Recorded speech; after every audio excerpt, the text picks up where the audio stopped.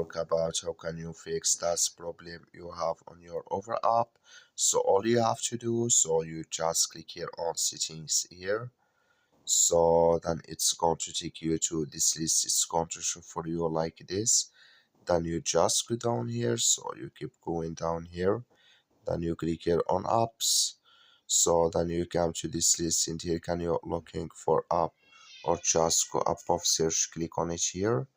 Then add here over up here, it's going to show for you like this. Click on it. Then you come to this list, just click here on first stop, and you click here on OK.